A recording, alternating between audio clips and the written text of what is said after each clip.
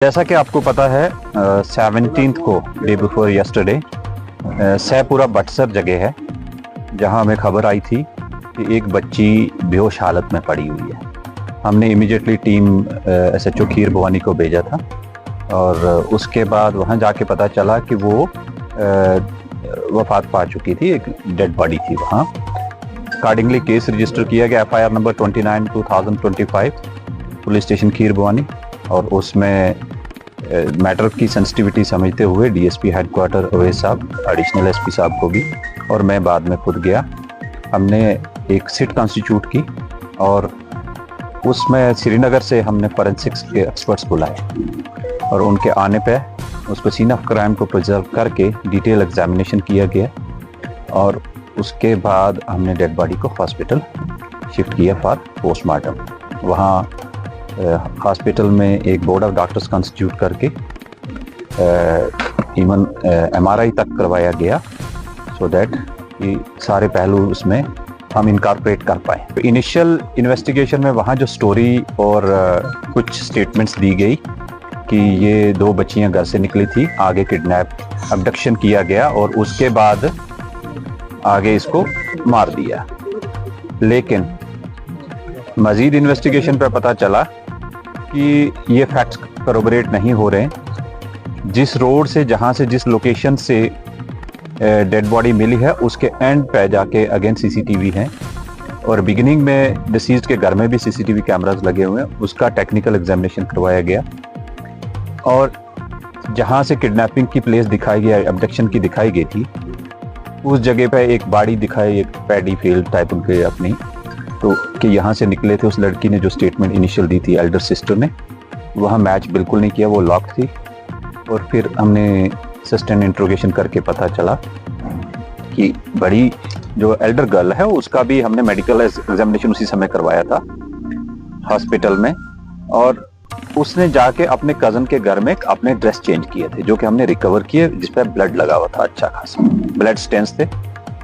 और उसके बारे में जब पूछताछ किया गया और डिसीज्ड के, इंटरेस्टिंगली डिसीज्ड के हाथों में भी प्लक्ड हेयर्स थे और वो उसकी एल्डर सिस्टर के हेयर थे जो कि अब फॉरेंसिक्स के एक्सपर्ट्स ने पिकअप किए हैं और वो एग्जामिनेशन के बाद डिटेल रिपोर्ट आ जाएगी।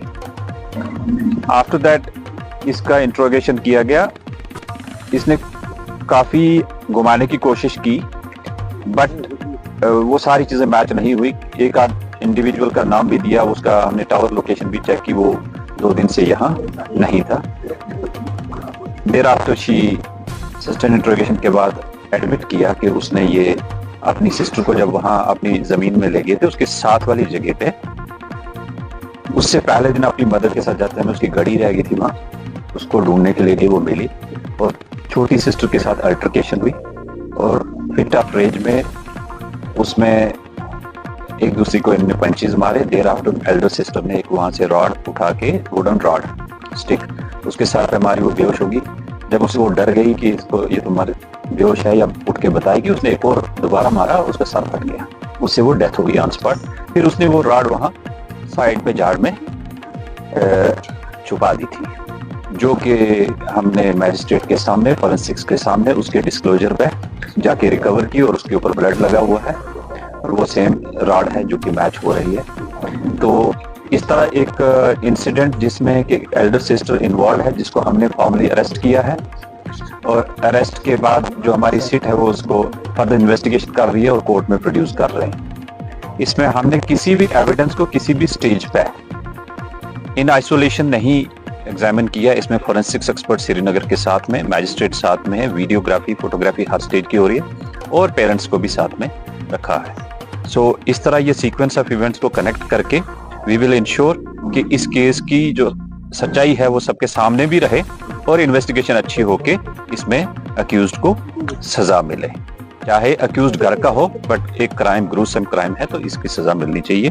तो मर्डर केस की इन्वेस्टिगेशन इन प्रोग्रेस है और फर्दर जो डिटेल होंगी आपके साथ शेयर कीजिए। ये 103 BNS एक ही इंडिविजुअल इन्वॉल्व है और she has been arrested formally और सेंट टू द कोर्ट। बच्चों के टेम्परामेंट बहुत हाई थे और माइनर अल्टरकेशन पे उनका स्कफल हो गया और उसके चलते उसने रिट ऑफ रेज में फिट ऑफ रेज में उसके एक राड से सर पे मार दिया और उसको डर के मारे कि अब ये घर में ना बताए, उसने उसको जान से मार दिया। मुझे अभी नहीं लग रहा है ऐसा, लेकिन जो टेक्निकल हमने डंप डेटा वगैरह मंगवाया है हम एग्जामिन कर रहे हैं। बट एज ऑफ नाउ जो इनिशियल स्टोरी थी अबडक्शन और उसके बाद मर्डर करना, वो कहीं भी मैच नहीं हुई है।